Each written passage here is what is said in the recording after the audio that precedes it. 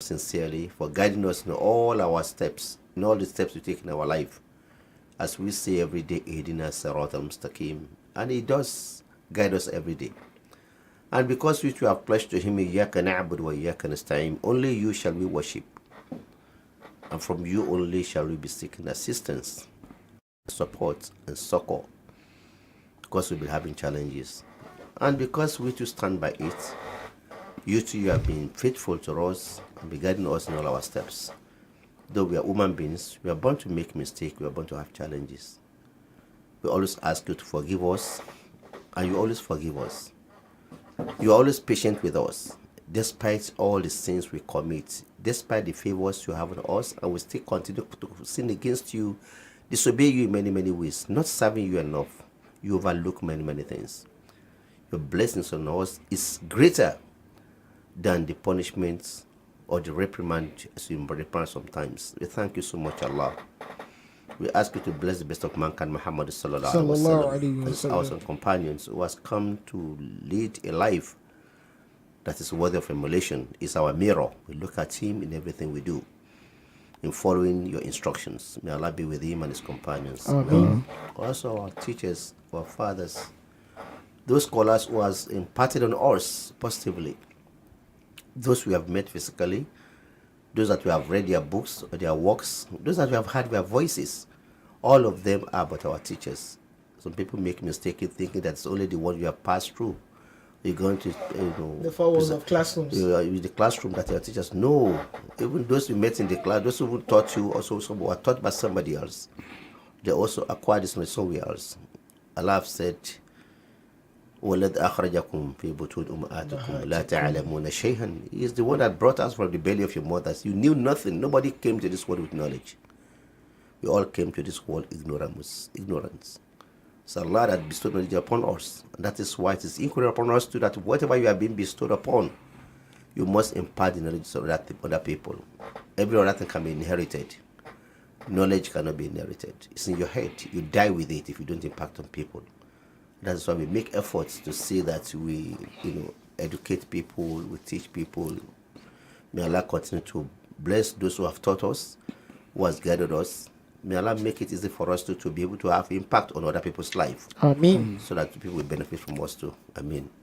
Brothers and sisters, assalamu alaikum wa rahmatullahi wa barakatuh. Wa alaikum assalam wa rahmatullahi wa barakatuh. Just like our brother have just said, we have been discussing in the past few months, precisely for a month, we have discussed the issues around the widows and the widowers, because we know the widowers, because we know the sense of nikah in Islam, and we know that if you must marry, Allah has been so specific. From whom should you marry? Which of the women should you marry? And Allah has been so specific about wankihul hayama minkum, and marry the single among you. Imaikum wa ibadikum. Among the male, among the female, the single among the female, the women who are not yet in marriage, those are the women we can marry, isn't it? And three categories of women come under this: the spinsters or the virgin who have never been married before, the widows or the widowers who has lost, the widows who has lost their husband, they become single. The moment the husband is going to become single, the divorcee, the moment he's divorced, it becomes what? Single. So women are chosen from these three categories of people. It's not limited to one. Only virgin or spinster. No, all of them are single. You can make your choice from any of them, depending on which one suits your nature. And that is what's important to examine once before you make a choice of marriage. And that is why questions needs to be asked. Why do I have to marry? What are my peculiar idiosyncrasies, characters or nature that makes me to actually require a specific woman too? It's not all women that are suitable for everybody. We have women that are suitable for some people, some are not suitable for some people. And that is why Allah has given us choice. It does not compel that you must marry this, you must marry the single, you must marry the divorcee, you must marry the widow. No, it does not tell you you must. You just must marry a woman. that is single. So, and that is why we have to discuss all that we are discussing. To some, yes, spinsters are the best for them, because you must have learned the challenges of marrying a spinster too, depending on what you want to do, depending on your circumstances. Some people, widows are the best for them. Some divorce are the best for them, depending on the nature which they find themselves and what they want to achieve with the marriage, which is ultimately is to worship Allah, and that must give you happiness. So today, inshallah, we are trying to look at the issue of marrying the widow or the divorcee. When women are divorced, there are many reasons why people get divorced. And divorce, it is not something that is new. It has always been there from time immemorial. And why has it been there? It's been there because we are human beings. And because we are human beings, our nature, our demands, our wants, our likes changes from time to time. What you like when you are young may be different what you like when you're old. Certain factors may lead to why people separate. And we have said it because we have discussed even talaq. Even though talaq, it is not loved by Allah, it is permitted by Allah. Allah never said when you marry, you must die with the person you have married. If you are not compatible, if you are not on the same page, if you don't share the same ideology, if there are many reasons, which inshallah, as we go on, I will be exchanging with Brakeke, it will be giving us some of the reasons. So what you are trying to establish now is that marrying a divorcee is not a what? Crime. It's not a crime, it's not a sin. It is permissible. Prior to the advent of Rasulullah Muhammad Sallallahu alayhi wa sallam, we have the period of Jahiliyyah, the period of ignorance. And the period of ignorance, two things happen in the period of ignorance. Some people they prefer to marry a widow, but they don't want to marry a divorcee. They don't want to marry a divorcee. Somebody that's been divorced, they don't want to marry at all. Once a woman is divorced, they see him as a faith. That's why it's a divorce. They don't want to. Some, they treat women like property, like clothes. If I want, I wear. If I don't want, I don't. I throw it away. Like items of chattel, something that can be disposed Can be of. disposed. So like, property, like animal. Oh, I like this horse. I use it sometimes. Oh, so this horse is still good. I can buy it back again. He likes a horse. He says, I'm tired. I want to buy a new one. After selling it to somebody else, he saw it the way he didn't take care of it. Say, I like this horse. He buys again. They take women like that. They divorce. They take back. They divorce. They take back. You can divorce 10 times and take back 10 times. 10 times. Any slight things, get away from my house. Throw him away. And after settlement, he say, come back again. So this happened with unlimited divorce. No restrictions. Women just be treated like a property. Just like a Go slave. to your father's house. Go to your father's house. Then after they have been talked to everything, say come back again. That is not what it is. So that is why Islam now comes with some rules and regulation on how to go about this divorce. Even though Allah permits it, one of the hadith marfu said, Abgadul halal hindallahi at-talaqa. Abgadul halal indallahi at-talaqa. Even though Allah permits divorce, Allah is not happy with it. One of the things Allah is so wasteful of among what He has permitted is talaq. That a man and a woman who has married happily, they love themselves, they approach themselves, they invite this, they invite that, they were living together, kissing themselves, romancing together, seeing each other's nakedness, been doing many things together. Suddenly they become stark enemies. I don't want to see you again. I don't want to come here again. So they become enemies and they separate. And most likely children will have come from this relationship too. Families will have been coming together before. This family becomes enemies again. When they divorce, the family of the husband, the family of the wives too, how would they look at themselves? Relatives, how would they look at themselves? Friends, how would they look at themselves? So many things happens beyond two of you separating. There are many consequential effects of this divorce. The custody of the children are there. The issue of the care of the woman are there.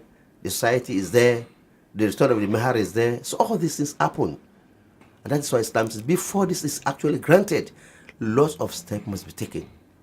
That's why it gives directives that for any woman that's going to be divorced, a man can divorce, which is called talak. And a woman too can say, I want to opt out, which is called what? Kholo. Khulu. So because both of them have rights. A man has rights to keep his wife if he's doing what pleases him. A woman too has a right to stay with a man if she's happy with it. But if the issues, the three basic issues why talak can take place, we're not going to deep of talak today, but there are three basic things that can lead to talak, which Islam does not say you should tolerate. The first one is change of religion. If both of you married as Muslims, and suddenly either of the two parties, whether the male or the female, say, I'm no more a Muslim, it's a ground for talak in Islam, because the basic and the common denominator between you, the common factor that's joined you together, as what? As broken. Has been broken, which is Islam, has brought together. Before I can talk to you, I want to marry you. If you can agree to marry me, you must first be A Muslim. A Muslim. That's why I talk to you, because I know we share the same faith, share the same ideology, share the same belief. Because sharing different beliefs is going to bring problem in the future. So if that happens when couples are married, so suddenly I'm not, I can't be a Muslim. No. It's automatic divorce. So, secondly, if the man or the woman denies the other party the bed and pronounces that you can't climb me again, live forever. No, you can't see my nakedness again, you can't climb me again. Or no, I will never sleep with you again. These three call for divorce. Because like hanging that person in the balance. Hanging in the balance. So the essence of marriage is sexual cooperation, except if both of them are old and they cannot have it again. But if they can still have it, if one person specifically says the other person cannot have access to him or her again, that is a ground for that person to call for divorce. Because if that's not there, if that person is still in Hajj, is still interested, he'll be committing zina. And the reason for marriage is to foster promiscuity. Thirdly, if there's violence all the time, beating each other, hitting each other, breaking each other's property, destroying each other's honor, excessive jealousy, envy, that can lead to killing each other. So Allah says, وَلَا تَقْتُلُوا أَنفُسَكُمْ, and don't kill yourself. وَلَا تُلْقُوا بِأَيْدِيكُمْ إِلَى التَّهْلُكَةِ, and don't create destructions with your own hands. Don't use your own hands to destroy yourself. Don't destroy yourself. You see, this is death coming. Don't go into it or hide. So Islam is clear about these three basic things can lead to divorce. Others can still be discussed. Others can still be managed. Okay, financial capability is not doing this. How much is he giving? Okay, used to be giving 100,000 before. Now we cannot afford because of job or something. Okay, fine. If both of you can discuss it and communicate and go ahead. But when issue of violence comes, somebody that is violent in nature, there's hardly anything you can do. Abi? No middle ground About it. So somebody that is so, whatever he says, he wants to just hold without any question. And well, if we try to make any contribution or ask any questions, it's hitting or beating or even verbally abuse. Or verbal abusing all the time. All these things are. So even though all of them should be managed, if you can, but if you can't manage these three, you cannot stop these three, then they say automatic grant for divorce. You're supposed to live harmoniously and happily. There are bound to be issues, nagging, not cooking, all those sorts are minor issues. You can discuss those ones. But these basic things, if they're not there, then they can be. So for any reasons, if this is the cause of the talak, and sometimes it may not be so. They may not be hitting themselves, they may not be fighting, they just feel that I'm just not compatible with this person. I'm not just comfortable with this person. Each time I see him, I'm not happy. My body is not just moving. Sometimes it could be there. But we want to examine. That's why you need to say, counselor, why? You've been loving each other before, you've been doing together. Suddenly, you just develop hatred for him. suddenly you just don't want to, having to do this women. So suddenly it just becomes disheartening seeing him or hearing a voice makes you sad. Sometimes it could be due to shaitan or the jinn or some attack trying to create dispute between you, because that's what shaitan have said I'm going to be do. When you farriqu bayna al-mar'i wa zawjihi, shaitan said I will be causing divisions between husband and wife. So it could be so. Advice, counseling, dua can change some things and make this become normal. So basically, this is what I want to say first. Okay, you tell us one of these things that actually could cause separation between two people, before we talk about what they should do and how they should resettle. Now, Even though our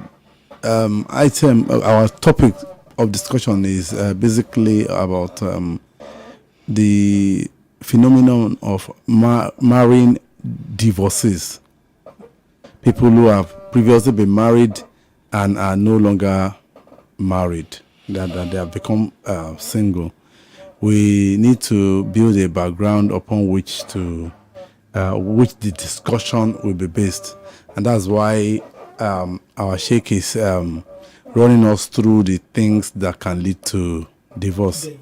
But because of the time factor, we have to just make sure that we get quickly to the topic itself. Now, there are many reasons why people get divorced. Sometimes they're just incompatible biologically. Sometimes somebody wants to have children and they can possibly have children with a particular woman because of biological incompatibility.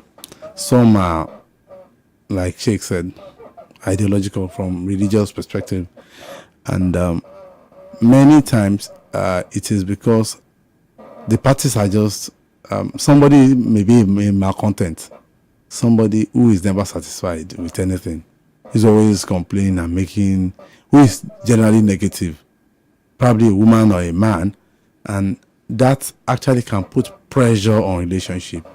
And if attempts to manage does not work, it's only natural that the person only has a life to live and will decide to opt out of such a relationship, because basically marriage is about tranquility, as our Sheikh has taught us sometime in the past, that we get married that we might find peace, tranquility in that marriage. And when two people can't possibly live harmoniously, the marriage actually has no foundation. So that's basically what I will say concerning the issue of what could lead to divorce, so that our Sheikh can push us into the topic per se, that is marrying divorces. No, alhamdulillah, we thank you so much for those bits you have actually put in. Marrying a divorcee in Islam is sunnah. It's part of the practice of the Messenger Muhammad Sallallahu Alaihi Wasallam. Because whatever that is not good, the Messenger of Allah will not do it, except those which Allah said categorically, this is only specific To him. Otherwise, whatever he does is supposed to be emulated by the followers. Because Allah says, وَلَقَدْ كَانَ لَكُمْ فِي رَسُولِ اللَّهِ أُسْوَةٌ حَسَنَةٌ لِمَنْ كَانَ يَرْجُو اللَّهَ وَالْيَوْمَ الْآخِرَ وَذَكَرَ اللَّهَ كَثِيرًا. So in the Messenger of Allah, you have made a model for you. But whatever you want to do should be your mirror. So marrying divorcee is a sunnah of Rasulullah sallallahu alaihi wasallam. And the Messenger has established this. Like I said, in the period of the Jahiliyyah, period of the ignorance, before Muhammad sallallahu alaihi wasallam became the Messenger of Allah and establishes the practice of Islam and the laws of Islam, this was there. Women who were divorced were never married, and if they were married by the what do you call this, the those who toy with them, they have one name for them, that is either the play guys or something, that's just Okay, gigolos. The gigolos that just play with women and just say, I like you today, just that we have to make changes. Because he feels I cannot I cannot maintain 2, 4, 3 wives. Okay, I can't make this one. So if you divorce this one, you marry that one, you divorce this one, marry this one back. When he needs you, he marries you. When he doesn't need you, he divorces you. So these are the practices, which sometimes today we still have. We still have some people who have divorced more than 10 times. A woman has packed up at the house more than 10 times and they still come back, pack out, pack in, pack it, pack out.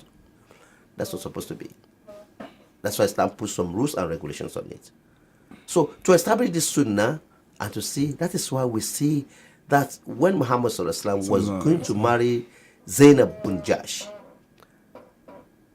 Zainab bin Jahsh, you know who Zainab bin Jahsh? And you know who is Zaid bin Harith. Zaid bin Harith was a manumitted slave. Muhammad Sallallahu Alaihi Wasallam. Of course, he called him an adopted son, but later Islam said there's nothing like adopted son. So call them by their father. But Muhammad Sallallahu Alaihi Wasallam was the one that married Zainab for him. For Zaid bin Harith. Out of the love he has for him. But because even in the past, if you remember, we have discussed one of the kind of marriages. Sometimes people marry down and some marry up. When you marry down, it means marrying someone that is lower in status to you. You have married down. When a woman marries a man that is lower in status to her, she has married down. When a woman marries a man that is actually higher in status to him, she has married up. Both of them have advantages and disadvantages. So when a woman now marries someone that is most cases lower in status to her than her, there's likely to be some issues. Because what a man wants in marriage is respect. Respect. The man hardly gets that respect.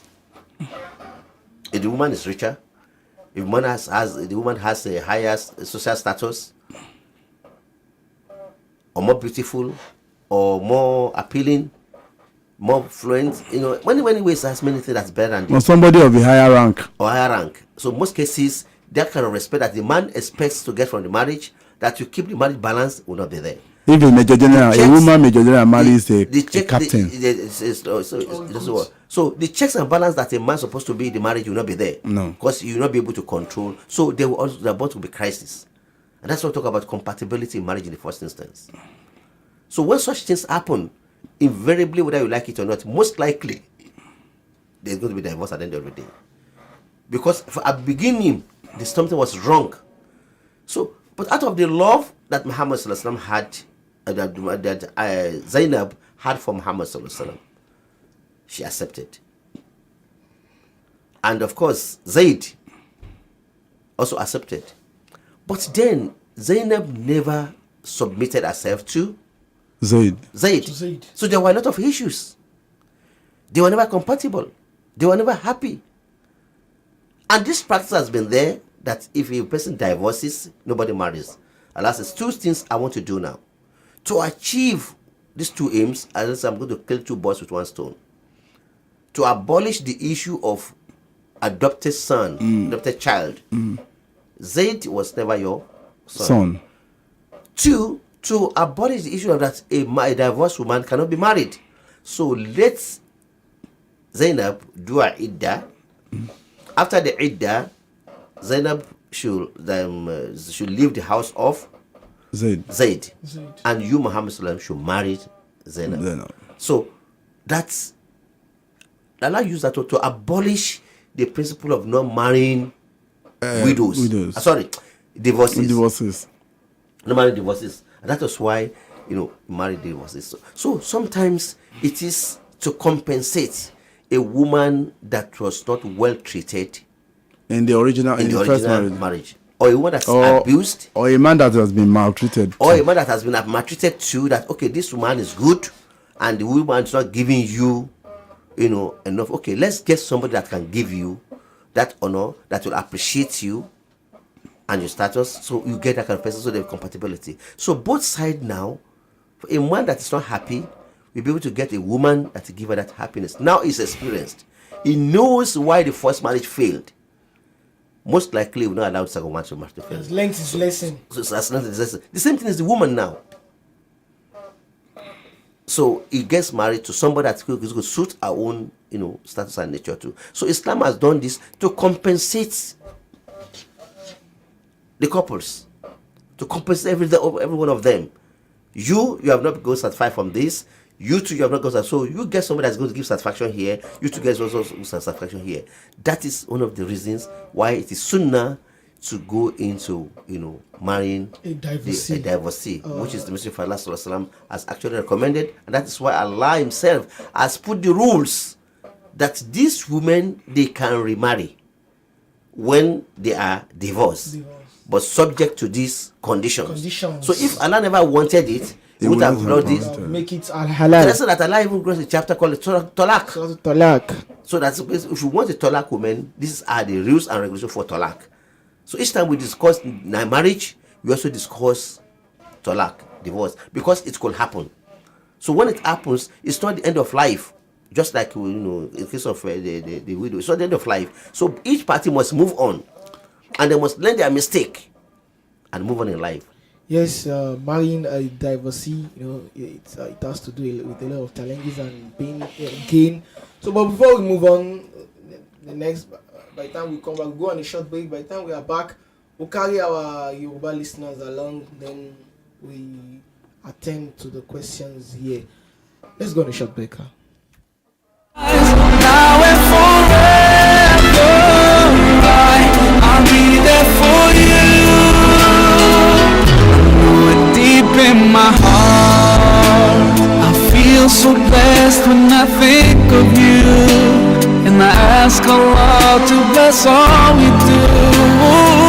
You're my wife and my friend and my strength, and I pray we're together in Jannah. Now I found myself, I feel so strong. Yes, everything was changed when you came along. Oh, and there's a couple of words I wanna say. For the rest of my life, I'll be with you.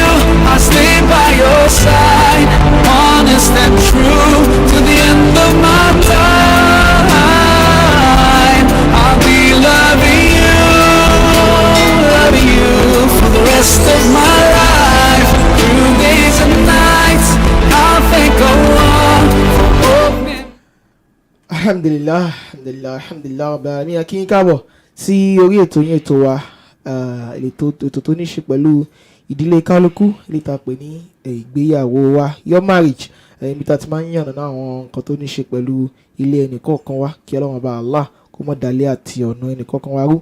Láti bí ọ̀sẹ̀ mélòó kan sẹ́yìn náà ni a ti ń ṣàgbéyẹ̀wò àwọn tí wọ́n lè, a ti ń ṣàgbéyẹ̀wò ọ̀rọ̀ nípa àwọn opó, ọkùnrin tí ìyàwó rẹ̀ kú, obìnrin tọ́kọ ẹ̀ kú, ìwà àwọn olè ẹ̀kọ́ fẹ́, kí làwọn òfin tó rọ̀ papọ̀ mẹ́ni tí ó bá fẹ́ wọn, kí làwọn nǹkan tó yẹ kó ń tàn wọ́n mọ̀. Gbogbo àwọn nǹkan wọ̀nyí la ti ń gbéyẹ̀wò láti bí oṣù kan sẹ́yìn. Ní báyìí a ti wá wọnú ọ̀rọ̀ lórí àwọn tí wọ́n bá kọ ọkọ àbí ọkùnrin tó kọ ìyàwó, tó pé bí èèyàn bá níbi èṣin bá dání, èèyàn máa ń tún gùn náà rè. Bí èèyàn bá fi ìyàwó kan lẹ̀ àbí bá fọkọ kan lẹ̀, yóò tún fẹ́ lómi náà ni, níwọ̀n bàgà tó bá yẹ pé wọ́n sì wà ní ọjọ́ orí ẹni tó lè fẹ́ ìyàwó àbẹ́ ẹni tó lè lọ́kọ. Àwọn tó ní ṣe pẹ̀lú fífẹ́ ẹni tó ti kọ ọkọ àbẹ́ ẹni tó kọ ìyàwó náà ni à ń gbé yẹ̀wò lẹ́nu, tó pé ojúṣe wa ni, kì í ṣe ní tẹ́yẹ ẹnìkan ò ní dá wà láyé kó lóun kàn fẹ́ wà láṣọ, òun ò ní lọ́kọ àbí òun ò ní níyàwó. Àwọn kan wọ̀nyí náà ni àwọn sheikh tí wọ́n ti ń bá wa ń yànnà ọ̀rọ̀ láàárọ̀. Bóyá kẹsàrí bá wa. A dúpẹ́ fún Ọlọ́run Ọba tí ó ṣe wá ní ọmọ ènìyàn, tí ó sì ṣe wá ní onígbàgbọ́, torí pé a jẹ́ ẹlẹ́sìn la ṣe jẹ́ olófin. Ẹni tó bá ti gba ẹ̀sìn dandan ni kó gba òfin pẹ̀lú ẹ̀. Láì sí òfin kò sí nǹkan tó ń jẹ́ ẹ̀sìn. So nínú tó dánilófin fún náà ni bí a ṣe ń bára wa gbé. Àwa kọ́ la ní ilé ayé yìí, àwa kọ́ la dá, Ọlọ́run dá wa síbẹ̀ ni. Àtọkùnrin Ọlọ́run ló dá, àtobìnrin Ọlọ́run ló dá. Bọ́lá sì dán kálukú tọ̀tọ̀, bá ṣe máa jọ ṣe pọ̀ náà, ọba tó dá wa náà ló fi òfin sí bí a ṣe máa jọ ṣe pọ̀ tí olúmọ tó múnú ọkùnrin dùn, obìnrin máa ń múnú ọkùnrin dùn, ọkùnrin sì máa ń múnú obìnrin dùn. Àwọn méjì tí wọ́n bá ríra wọn yìí pé kí wọ́n lè pé Ọlọ́run ti kọ́ máa fi ara wọn ló ṣe pé ní ìdajì gbàgbọ́.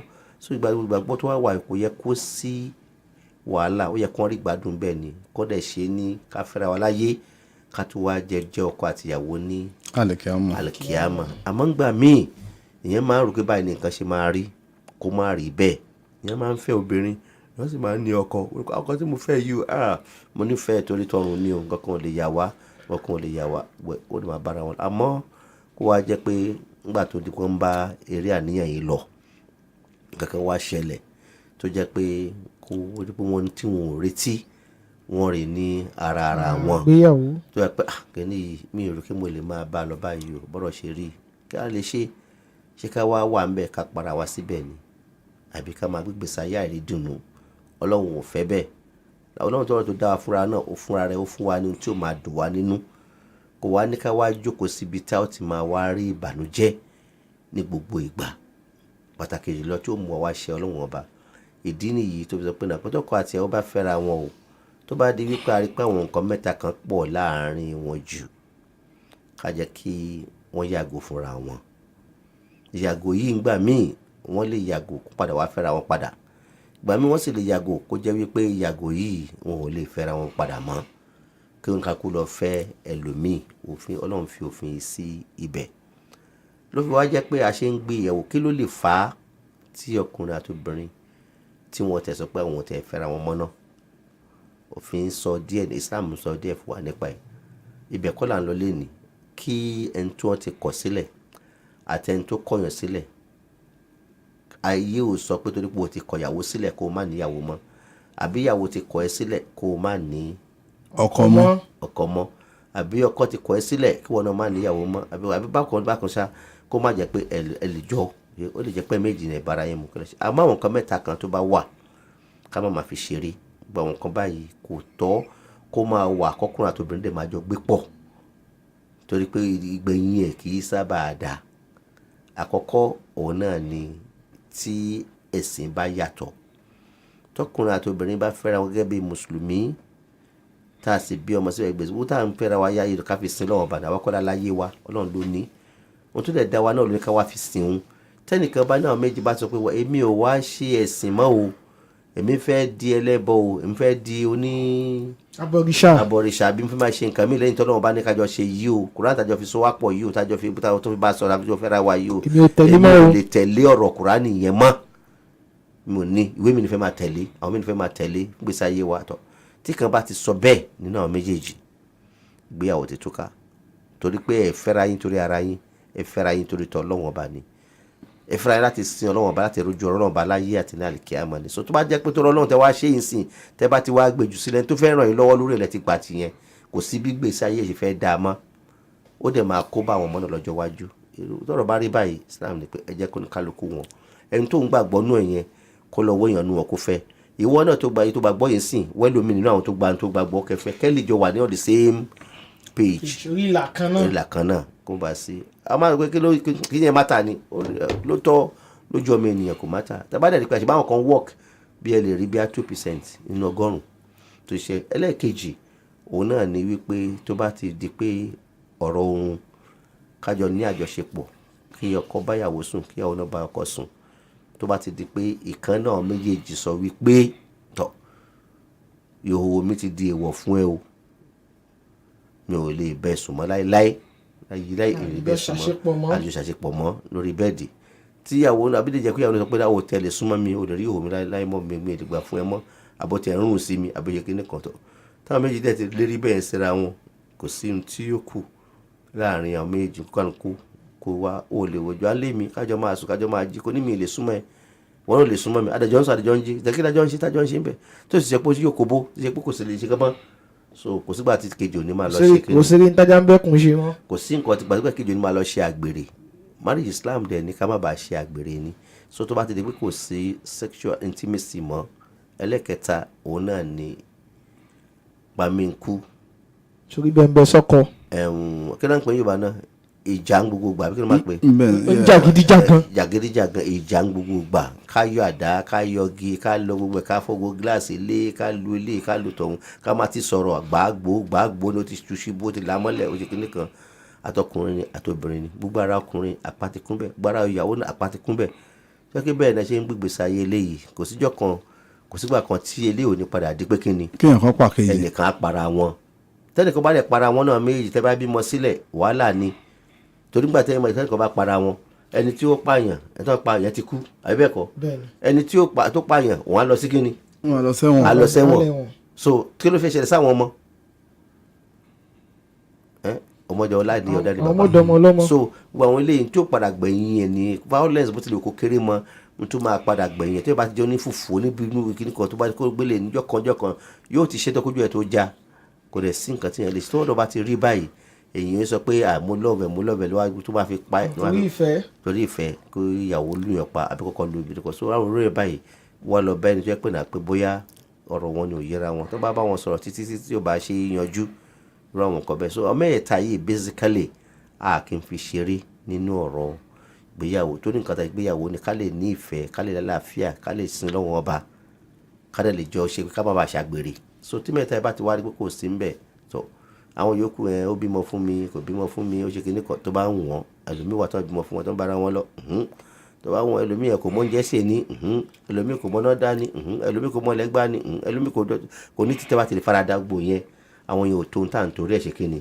nítorí ẹ̀kọ́ ara ẹni nínú ìṣẹ̀rẹ́ so tó bá ṣẹlẹ̀ bẹ́ẹ̀ àwọn òwò ní kí ló fà á tí Islam fi wá encourage kí a máa wá fẹ́ tí ó ti kú nílé ọkọ abẹ́ni tí wọ́n ti kọ̀ ká fẹ́ kì í ṣe àrùn kì í sì ṣe ẹ̀ṣẹ̀ ẹlòmíì àṣìṣe máa ń wà nígbà míì àṣìyàn ó máa ń wà nígbà tí wọ́n bá fẹ́ fẹ́ ọkọ àbí tó fẹ́ fẹ́ ìyàwó níbẹ̀rẹ̀ nígbà míì tó bá ti wọ́n ti wọnú ẹ̀ tán kójú tó wá já tójú bá wá já yẹn sìn ìsáàmù ni pé torí náà kẹ́ para yín sí ìdí ẹ̀ ló fi jẹ́ sunna anabi wa Muhammad sallallahu alaihi wasallam láti rí pé anabi náà fẹ́ àwọn tó jẹ́ pé wọ́n kọ ọkọ anabi sì fẹ́ wọn sílé wọn sábà náà wọn náà sì kọ ìyàwó ẹlòmíì sì fẹ́ wọn àwọn náà sì kọ ẹni tó kọ́kọ́ náà ó fẹ́ ẹlòmíì tí kò tí ó ti lọ́kọ rí tàbí tó ti lọ́kọ rí tàbí tó ti lọ́kọ rí. àwọn ìbéèrè kọ̀ọ̀kan tí ó ti jẹyọ níbí ẹni tó béèrè eléyìí lórí Facebook wọ́n ní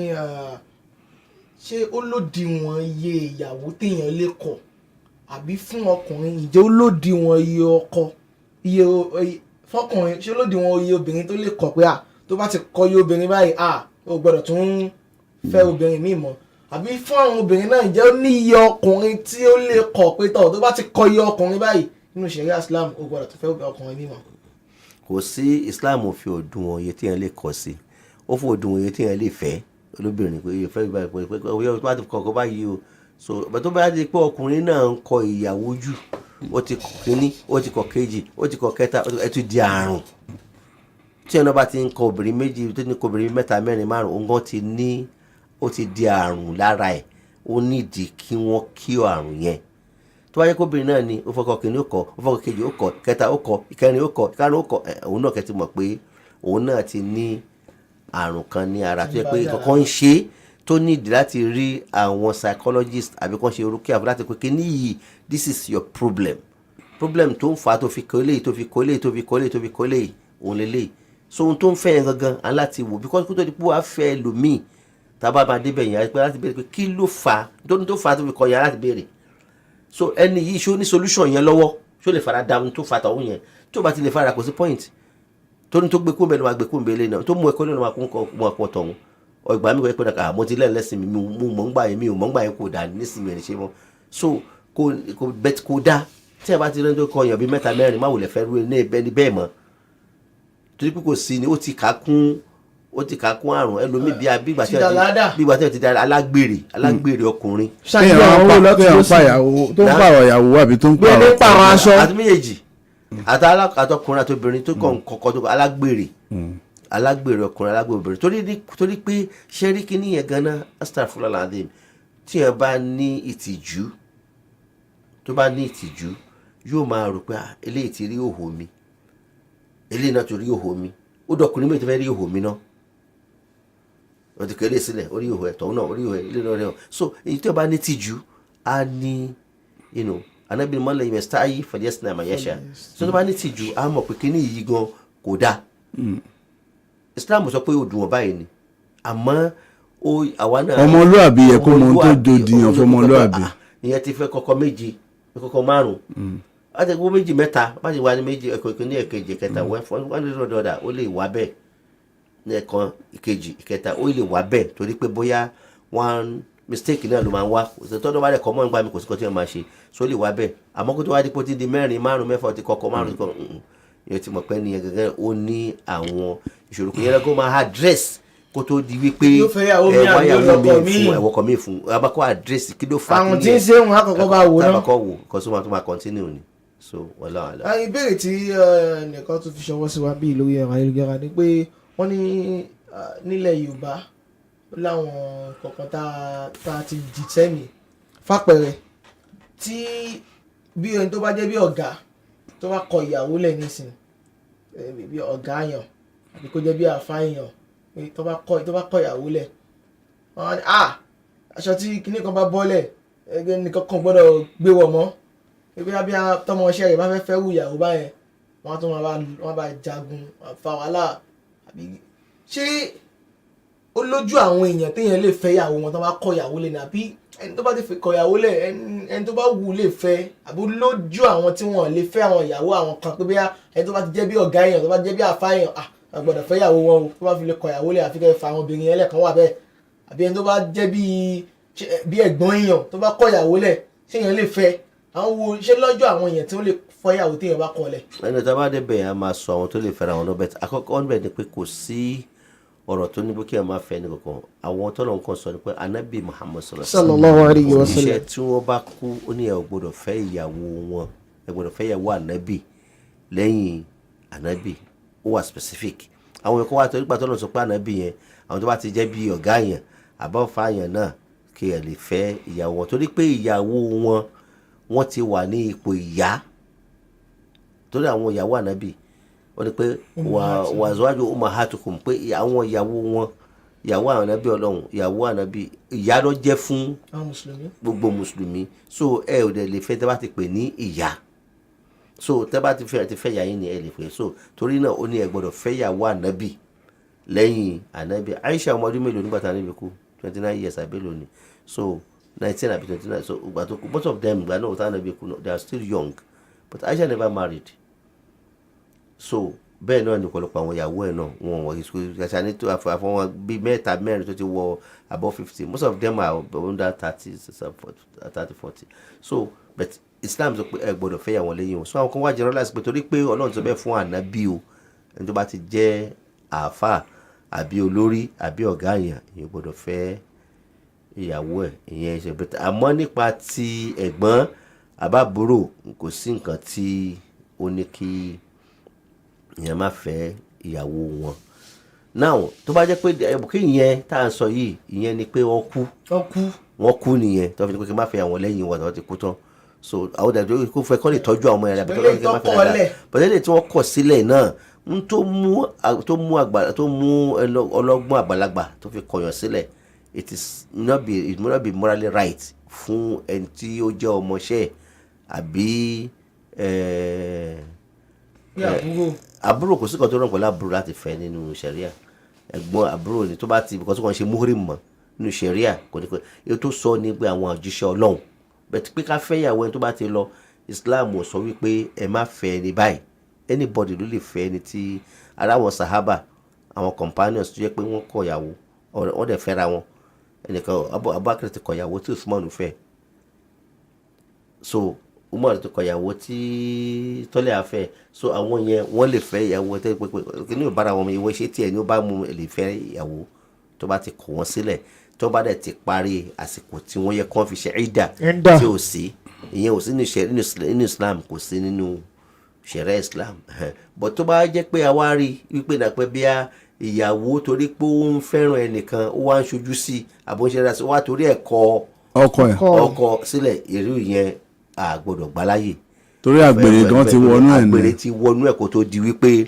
wọ́n fẹ́ ara wọn àmọ́ nísìnyí ń gbé bí yìí bí ọjọ́ ń gbé Kánò ni ọjọ́ kọ́ra wọn síbẹ̀ ìwọ́n dẹ̀ dé kó wa pé aláwọ̀ ẹ̀mọ́dẹ̀ fẹ́ràn ẹ̀ wá ẹnìkan ti fẹ́ ọ̀rẹ́ ẹ̀kan ti fẹ́ tẹ́lẹ̀ kò rí lè mátà kò rí lè mátà ó ti kọ sílẹ̀ kò rí lè mátà tó bá ti kọ sílẹ̀ so kò sí ní tó ní kẹ́ ẹ bá fẹ́ ẹni tí ẹnìkan bá kọ sílẹ̀ ọ̀rẹ́ kan kọ ọ̀rẹ́ kan sílẹ̀ ó kọ ìyàwó kan sílẹ̀ ọ̀rẹ́ mi lè fẹ́ torí èmi méjèèjì ẹ̀ kì í ṣe ẹni tí ó rí pé ẹ̀ lè fẹ́ yàwó ara yín ìgbà tó bá wà nílẹ̀ lè fẹ́ tó bá ti gbé kọ sílẹ̀ ẹ̀ ń ṣọmọ abákan náà ẹ̀ ṣọmọ ìyá kan náà ẹ̀ sínú àwọn tó lọ́ọ́ ní kẹ́ má fẹ́ ìyàwó ara yín tẹ́ bá ti sínú àwọn 19 tí Islam kà sílẹ̀ pé ẹ ò lè fẹ́ Allah ti kà sílẹ̀ ní Quran àwọn 19 tó jẹ́ pé ẹ ò lè fẹ́ wọn lóbìnrin tó bá pẹ́ wọn sí nínú yẹn Islam ní kí ẹ má fọ tó bá ti kọ́kọ́ sílẹ̀ wọ́n ti become nínú àwọn singles ẹ̀kẹ́ mo sọ níbẹ̀rẹ̀ pé àwọn mẹ́ta náà ni a lè fẹ́ níyàwó àwọn mẹ́ta kàtíkútà lè fẹ́ níyàwó náà ni àyàmọ́ min ibadikum wa imaikum àwọn tí wọ́n single láàrin ọkùnrin lóbìnrin inú àwọn tó single lóbìnrin náà ni obìnrin tó ti lọ́kọ ọlọ́mọge bákan lóbìnrin tọ́kọ ẹ̀ ti kú àti obìnrin tí wọ́n kọ̀ sílẹ̀ mẹ́tẹ̀ẹ̀ta yìí wọ́n single tó bá ti lè kọ́kọ́ sílẹ̀ ó ti di single woman so anybody tó bá ní interest tó bá rí pé ó sùn sí nature ló lè kò sáàlè lórí ẹ̀ mọ́ ẹ̀sọ́ kò sáàlè pé tó wà lọ abẹ́ wà tó bí bá lábẹ́ ọkọ máa lè lé lórí wọn lè ẹlòmí ò lè fẹ́ àmọ́ tó bá sábẹ́ ọkọ kò sẹ́ńtì ò lè fẹ́ pẹ̀lú ẹ̀ náà àwa gbọ́dọ̀ jẹ́ kí wà bàjẹ́ kó wá jẹ́ pé torí kò sẹ́ńtì ò lè fẹ́ yẹn kó wá bẹ̀rẹ̀ sí fẹ́ ṣojú sí ìyàwó níyàwó kó lè kọ́ ọ sì gbọ́dọ̀ fẹ́ ọkọ nígbà tá a wà nílé ọkọ ọgbọ́n wa bóbìnrin mi sọ pé tí n bá òkè mo fẹ́ ọba wa yóò ṣe dáadáa máa kọ ṣé wàá fẹ́ mi tí bá kọ ṣé wàá fẹ́ mi tí bá kọ ọkọ máa fẹ́ agbèrè ní gbogbo yẹn kọ sílẹ̀ máa fẹ́ ọba yóò gbádùn ìṣúná ẹ̀kọ́ lè kó fẹ́ àwa tó yẹ kó fẹ́ lélẹ̀ òye kíní kan kọ sílẹ̀ máa fẹ́. àbí bí wọ́n ṣe máa ń ṣe ní Ìbàdàn tí wọ́n ní tó ń sọ pé ẹ róyún nù mí ni mo róyún nù rẹ Ìbàdàn bíi bò pé ìbọn ọmọ Ìbàdàn ni pé ó tí ìgbọ́n tí mo fẹ́ sọ ó ti ṣáájú ẹlẹ́ẹ̀dẹ́pẹ̀ẹ́dẹ́ tí wọ́n ní ẹ ń pè mí ẹ róyún nù mí mo róyún nù ẹ mo mọ̀ kọ́ ọmọ tó wà lára rẹ̀ ọ̀dà ni kó o lè bí tèmi fún mi. yẹn ni pé obìnrin tó wà ní ọkọ kó kọ tó yí wà lọ ẹ àwa sọ fún àtọ́ni bàbá yẹn ń pè mí ni mo ń pè ọ́ mo róyún ojú mi ò fọ́ tó ní mo rí i pé ọ̀dà ni ọmọ tó wà lára rẹ̀ ọ̀dà ọ̀nà sísìn bẹ́ẹ̀nù rẹ̀ náà dáa kó wá lè bí ọmọ tó dáa fún mi náà. so ṣe irúkọ bẹ́ẹ̀ Islam agbèrè pátápátá ni agbèrè ní gbogbo yẹn Islam ò fẹ́ rú àwọn nǹkan kàtàkàtà yìí agbèrè ni ìbàjẹ́ sì ni ìbàjẹ́ tó burú jù ni kí ẹ máa bẹ tó wà nílé ọkọ kó máa wá sọ pé kó kọ ọkọ ẹ̀ sílẹ̀ kó wá fẹ́ wọn àbí máa fẹ́ toyúntoyún máa fẹ́ kókó ń bẹ máa fẹ́ àtọwọ́ máa fẹ́ máa dẹ̀ fẹ́ toyúntoyún Islam ò fẹ́ wòrú àwọn ìwà pálapàla yìí. kò bọ́kàn gbé kò bára gbé ara kọ́ ọkàn kọ́. ìsìláàgò tẹ̀ dá. ìwà lójútì. ẹ tó bá ní tìjú kò ní ṣeré ìwà ní tìjú ìwà fàáṣáì ni. fàáṣáì wal munkar nínú àwọn fàáṣáì òun ni. kíyàn máa báyàwó níyàwó ṣe. ọlọ́pàá wàlá taqrabu zina kana fahishata wasa sabila fahisha náà àwọn ìbàjẹ́ tó le jù ní. ọ̀nà àánú tó ní. kíyàn máa fẹ́ kíní ọmọdé àánú sí ní kíyàn máa fẹ́ obìnrin tí ó wà ní ọkọ kíyàn máa bá sọpọ̀ kọ́kọ́ ẹ sílẹ̀ kí wàá fẹ́ ọlọ́run fẹ́ tó bá ti ń ṣe irú ẹ̀ ìgbẹ̀yìn onítọ̀ wọn ò lè dà ìgbẹ̀yìn wọn kì í dà. tó òun ni ká jẹun pẹ́ lẹ́nu ṣùgbọ́n òun fa ọ̀nà fún ní ẹ̀jẹ̀ àwọn ìbéèrè kọ̀ọ̀kan wà bí tó jẹyọ pàápàá púpọ̀ lórí ọ̀rọ̀ à ń fẹ́ ẹni tó ti kọ́kọ́ àbẹ́ ẹni tó ti kọ ìyàwó ṣùgbọ́n nítorí àsìkò wa nílé tẹ̀síwájú mọ́ ìtọ́wá ojú àgọ́ wípé àkókò ti lọ àkókò bá wa ṣọ̀rẹ́ gbogbo ẹ̀yin tí ń bá wa ká lọ lórí ìkànnì abánidọ́rẹ̀ẹ́ Facebook gbogbo yín pátápátá ńlá kí iná ò ní tọ́wọ́ yín ẹ̀wọ́ yín ò ní kàn sàlẹ̀ àpò ẹgbẹ̀yìn ojú tẹ fún wọn ò sì ní fọláṣẹ Ọlọ́run ọba wẹ̀yìn tẹ́ ń gbọ́ wa náà tẹ́ lè ṣe kẹ́ má gbọ́ wa gbòyìn pátápátá náà ni àkí la lù lọ́gọ̀ ẹnu pé tó bá tún di ọjọ́ mẹ́jọ ẹjọ́ tún jọ pàdé fáfàní àwọn tó máa ṣẹ̀ṣẹ̀ ń darapọ̀ mọ́ wa lórí ètò yìí láǹfààní àti tún ṣàtúngbéyẹ̀wò àwọn ètò ilé ìta tí ń bá bọ̀ yìí ẹ lè lọ sórí ìtàkùn abánidọ́rẹ̀ẹ́ wa lórí Facebook Light Radio lórí YouTube Light Radio lórí Twitter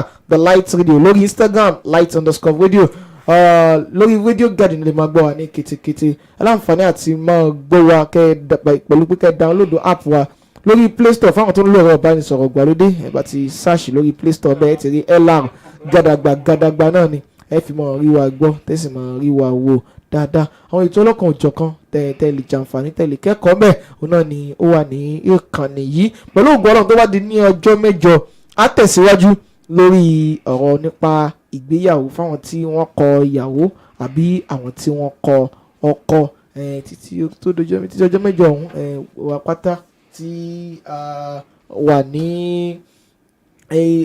orílẹ̀-èdè Nàìjíríà yìí ká gbìyànjú ká ṣe pẹ̀lẹ́pẹ̀lẹ́ àsìkò tá a wà yìí ká lọ mọ̀ wípé inna ma'al usri yusra lẹ́yìn ìnira ìrọ̀rùn ló kàn lẹ́yìn ìnira yẹn wọ́n ní àwọn bàbá wa ńlẹ̀ Yorùbá wọ́n ní tẹ́gùn bá ti débi yù ó ṣetán tí ó fẹ́ yọ ni gbogbo eléyìí tí ń ṣẹlẹ̀ yìí ká túbọ̀ tún sún ṣòkòtò wa gírí pẹ̀lú Ọlọ́run ká máa ṣàwọn àdúrà máa ṣàwọn afkar tánàbùwà Muhammad sallallahu alayhi wa sallam oní tí nǹkan bá lé tí gbogbo kò bá yé èèyàn mọ́ tí ó wá ń ṣẹlẹ̀ báyìí àwọn afkar tánàbí ni ká máa ṣe ká gbìyànjú ká máa ṣe wọ́n àwọn eléyìí ni ó jẹ́ kí yóò mọ̀ jẹ́ kára tù wá jẹ́ kọ́kàn wa ó balẹ̀ Allahumma inni abduka ibnu abdika ibnu amatika nasiyatin biyadi adlun fiha qadawuka madin fiha hukmuka as'aluka bi kulli ismin huwa laka samaita bihi nafsak aw anzaltahu fi kitabika aw 'allamtahu fi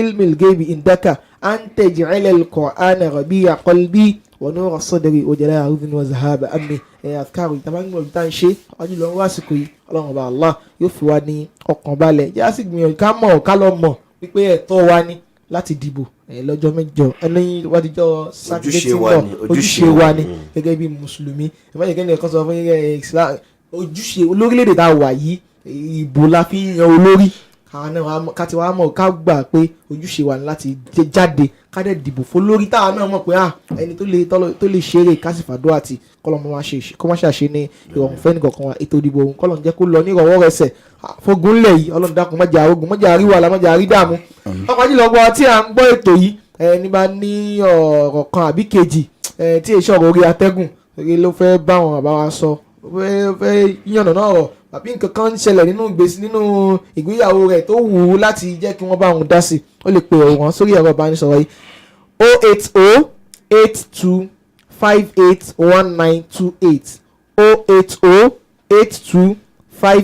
08082581928 ẹ̀rọ ìbánisọ̀rọ̀ tí ẹ lè fi pè wọ́n sí nìyẹn marriage counselor ni wọ́n mọ̀ nípa gbogbo tó bá ní ṣe pẹ̀lú ọ̀rọ̀ ìgbéyàwó kódà ẹ lè tẹ̀jíṣẹ́ sí wọn lórí WhatsApp tẹ̀jíṣẹ́ sí wọn lórí WhatsApp ẹ sì lè pè wọ́n lórí ẹ̀rọ ìbánisọ̀rọ̀ láti bá wọn sọ àwọn tẹ́ bá fẹ́ bá wọn sọ kí Ọlọ́run bá Allah kó má ṣàtún ilé àtẹnu ọ̀nà ẹnì kọ̀ọ̀kan wọn kó má ṣàtúnṣe gbogbo ilé tí ń dàrú gbùdùgbùdù Ọlọ́run dákun má ṣàwà bomi àlàáfíà sí gbogbo ilé tí ń tòrò Ọlọ́run dákun má dàrú la hawla wala quwwata illa billahi al-aliyyil azim. Abdulhamid Emiola náà ni ó kọ mi àwọn sheikh wa. Alhamdulillah adúpẹ́ fún Ọlọ́run ọba tí ó ṣe rọrùn fún wa láti bára wa sọ̀rọ̀ ní èní Ọlọ́run ọba jọ gbogbo ilé tí ó ń tòrò dákun má jẹ́ kó dàrú ilé tí ó ń gbóná àbẹ̀wò Ọlọ́run bá bù tútù sí pàtàkì tá nítorí ẹ̀ṣẹ̀ lè náà ní kí ilé wa kó lè tòrò kí ilé wa kó lè dá àárín wa àtọkọ wa àtìyàwó wa Ọlọ́run fi wá ṣe fìtínà fúnra wa ni o Ọlọ́run ní waja'alna ba'dakum ba'du fitna atasbirun Ọlọ́run sọ ní Quran 25 Suratul Furqan gbogbo a fi ń ṣe wàhálà fúnra yín ni o a fi ń ṣe àdánwò fúnra yín ni o ọkọ àtìyàwó a fi ń ṣe àdánwò fúnra ẹ̀gbọ́n àtàbúrò bàbá ọkọ ìyá ìyàwó pàtàkì jùlọ láàrin ẹ̀yin méjèèjì yìí ìyá ìyàwó àti ìyá ọkọ ọ̀pọ̀lọpọ̀ ilé tó ń dàrú ó pọ̀ lọ́wọ́ ẹ̀yin méjèèjì ó pọ̀ lọ́wọ́ ẹ̀yin méjèèjì ẹ fún àwọn ọmọ ilé ọ̀yọ̀balẹ̀ ẹ fún wọn ní sùúrù kọ́ lè farada ẹ̀yin náà farada títí yín ni títí yín bá wà tẹ́ bá wà nílé ọkọ tí yín ẹ jẹ́ káwọn náà lè dúró tẹ́yìn bá dẹ̀ ti ṣe mistake kan tó jẹ́ kẹ́yìn lè wà bẹ́ẹ̀ mọ́ ẹ má jẹ́ káwọn ṣe irú mistake bẹ́ẹ̀ n tó ń jẹ́ òbí nìyẹn kọ́ má jẹ́ kí òbí ọmọ ṣe mistake tó ń ṣe pẹ̀lú pẹ̀lẹ́pẹ̀lẹ́ kí wọ́n bá ṣe fún wọn Ọlọ́run dákun gbogbo tó ń dàrú bá bùtútù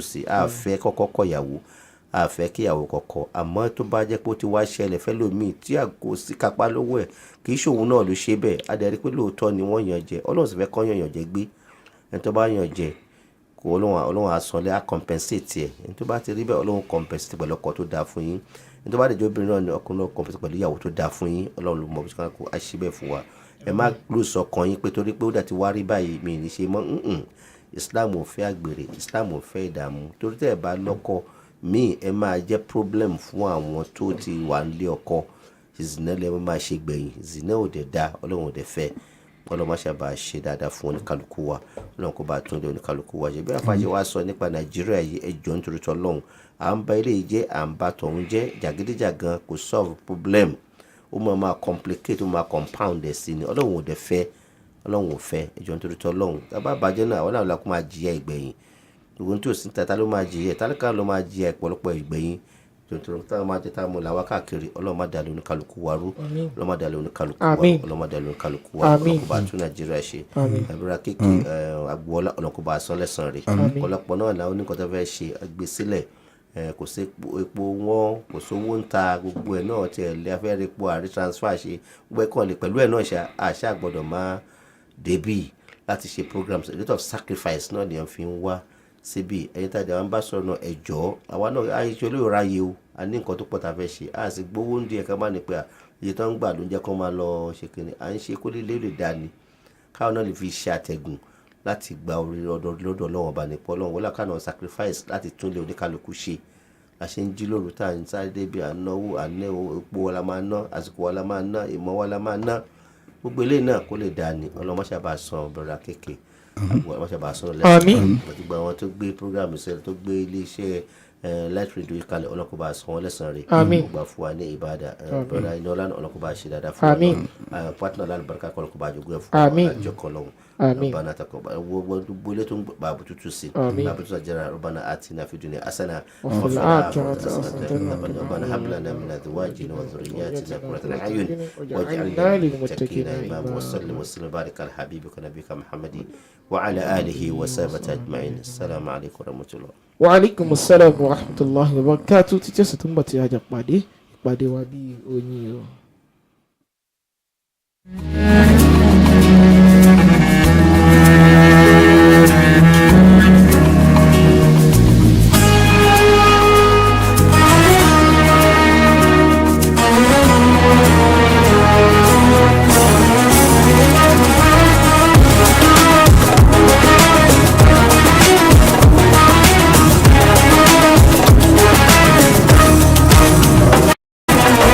We're here on this special day. Our hearts are full of pleasure. A day that brings